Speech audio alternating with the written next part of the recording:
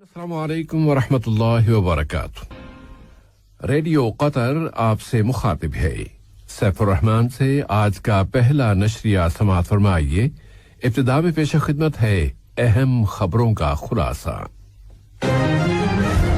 صاحب سمو امیر نے ترکی کے صدر کی جانب سے ایک ٹیلی فون کال وصول کی ہے۔ تیونس کا بحران جاری ہے اور درون و بیرون ملک متضاد رد عمل ظاہر کیا جا رہا ہے۔ اور نجیب میقاتی لبنان کی نئی حکومت قائم کرنے کے لیے مشاورت کر رہے ہیں۔ یہ تھا اہم خبروں کا خلاصہ، اور اب پیش خدمت ہے ریڈیو قطر سے آج کا پہلا مفصل نشریہ۔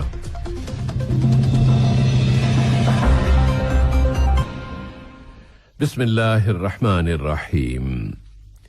صاحب سمو امیر شیخ تمیم بن حمد آل ثانی نے برادر ملک جمہوریہ ترکی کے صدر رجب طیب ایردوان کی جانب سے ایک ٹیلی فون کال وصول کی ہے۔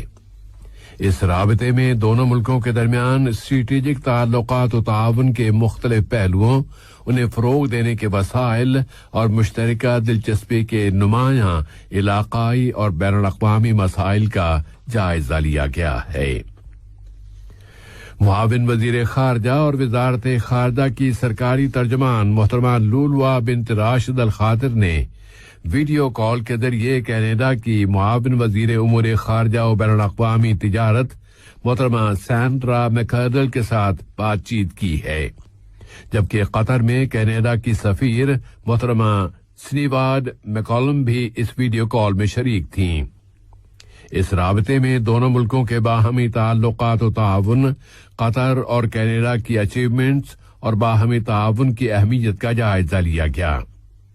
اس کے علاوہ اس رابطے میں علاقے کی تازہ ترین سیاسی صورتحال، خاص طور پر مسئلہ فلسطین اور علاقے میں استحکام کی اہمیت پر گفتگو کی گئی ہے کہ یہ مسئلہ ساری دنیا کے لیے دوہرے اثرات کا حامل ہے۔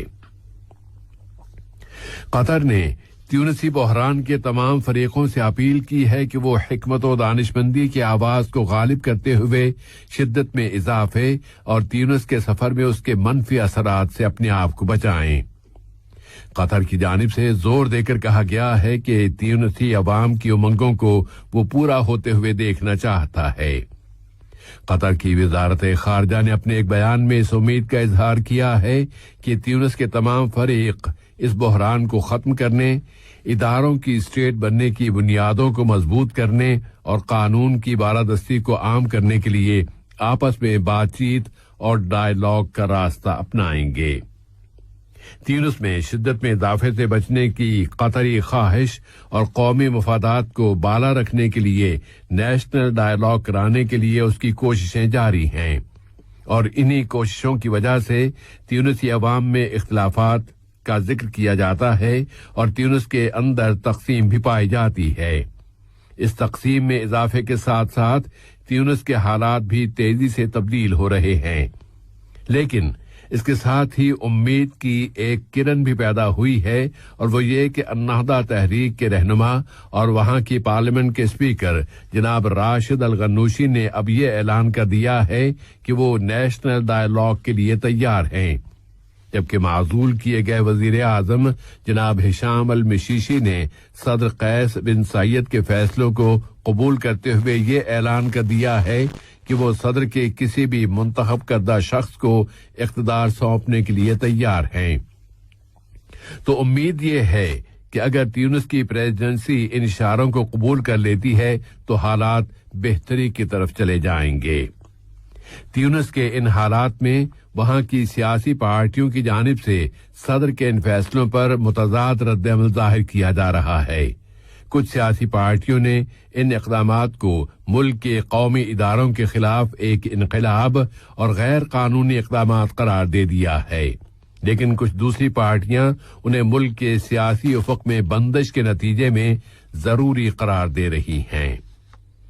تیونس کی وزارت خارجہ نے بتایا ہے کہ ملک کے وزیر خارجہ نے ٹیلی فون پر ترکی، فرانس، اٹلی اور جرمنی کے وزرائے خارجہ، یورپی یونین اور حقوق انسانی کے ہائی کمیشن کے ساتھ رابطے قائم کیے ہیں تاکہ انہیں اطمینان دلایا جا سکے، خاص طور پر کہ صدر نے پارلیمنٹ کو سیل کر دیا ہے، حکومت کو معزول کر دیا ہے۔ انہوں نے کہا ہے کہ تیونس جمہوری سفر کو آگے بڑھانا چاہتا ہے۔ وزارت خارجہ کے بیان میں مزید کہا گیا ہے کہ وزیر خارجہ نے ان اہلکاروں پر واضح کر دیا ہے کہ یہ اقدامات اور غیر معمولی اقدامات عبوری ہیں، اور ان وزرائے خارجہ نے بھی عہد کیا ہے کہ وہ تیونس میں جمہوری عمل کی حمایت کرتے رہیں گے۔ وزارت صحت عامہ نے اعلان کیا ہے کہ ملک میں یہاں کی سوسائٹی اور معاشرے میں کورونا وائرس کے مزید 86 اور مسافروں میں مزید 60 کیسز رجسٹر ہوئے ہیں، اور مسلسل چھٹا دن تھا کہ یہاں کورونا کی وجہ سے کوئی شخص فوت نہیں ہوا۔ وزارت صحت نے زور دے کر کہا ہے کہ ملک میں 2 ملین سے زیادہ باشندے اب تک اینٹی کووڈ 19 ویکسین کی کم سے کم ایک ڈوز لے چکے ہیں۔ شہر القدس اور اس کے اہم مقامات کے خلاف اسرائیلی جارحیتیں جاری ہیں، اور اس سلسلے میں اس نے ایک نئے منصوبے کا بھی اعلان کر دیا ہے جسے اس علاقے کے فروغ کے منصوبے کا نام دیا گیا ہے۔ اس منصوبے کے جواب میں فلسطینی انتظامیہ نے یہودی آباد کاری کے اس منصوبے کی سخت ترین الفاظ میں مذمت کی ہے، اور کہا ہے کہ یہ منصوبہ شہر القدس کو ایک مکمل یہودی شہر بنانے اور اس کی اصل شناخت کو ختم کر دینے اور القدس کے نمایاں مقامات کو تبدیل کر دینے کی ایک کوشش ہے۔ اس کے ساتھ ہی فلسطینی انتظامیہ نے عالمی برادری سے مطالبہ کیا ہے کہ وہ اپنی ذمہ داریاں پوری کرتے ہوئے ان اسرائیلی خلاف ورزیوں کو رکوائے۔ اس دوران میں ایک فلسطینی مقبوضہ مغربی کنارے میں اسرائیلی فوج کی فائرنگ سے شہید ہو گیا ہے۔ اس علاقے میں گزشتہ کئی ہفتوں سے فلسطینی مظاہرین اور اسرائیلی فورسز کے درمیان جھڑپیں ہو رہی ہیں۔ 18 سال سے زیادہ عرصہ پہلے امریکی فوجیں عراق میں داخل ہوئی تھیں، اور اب امریکی صدر جو بائیڈن اور عراقی وزیر اعظم مصطفیٰ الکاظمی نے واشنگٹن میں ایک سمجھوتے پر دستخط کر دیے ہیں جس میں اس سال کے اختتام تک عراق میں امریکی فوجوں کی لڑائی کی مہمیں باضابطہ سرکاری طور پر ختم ہو جائیں گی۔ صدر جو بائیڈن نے زور دے کر کہا ہے کہ اب امریکی فوجیں ان کی ذمہ داریاں یا ان کا کردار صرف ٹریننگ دینے اور دہشت گردی کی روک تھام تک محدود ہوگا۔ دوسری جانب عراقی صدر برہم صالح نے عراق اور امریکہ کے درمیان ہونے والے اسٹریٹجک مذاکرات کے نتائج کو ملک میں استحکام کی بحالی اور عراقی بالادستی کے لیے بہت اہم بتایا ہے۔ انہوں نے زور دے کر کہا ہے کہ عراقی حکومت بین الاقوامی اتحادی فوجوں کے عناصر کی حفاظت کرنے کی پابند ہوگی، جو اسے مشورے دینے اور عراقی فوج کی ٹریننگ کا کام کریں گے۔ لبنان میں صدر جنرل میشیل عون نے جناب نجیب میقاتی کو نئی کابینہ بنانے کی ذمہ داری سونپ دی ہے، اور وہ اس کے لیے لبنانی پارلیمنٹ کے ساتھ مشاورت شروع کر چکے ہیں۔ نجیب میقاتی کو ملک کے اندر کئی بڑے چیلنجوں کا سامنا ہے، اس کے باوجود بھی انہوں نے واضح طور پر یہ کہہ دیا ہے کہ وہ فرانسیسی منصوبے کو نافذ کریں گے، اور انہوں نے اس مشکل مہم کے لیے غیر ملکی ضمانتیں حاصل کر لی ہیں۔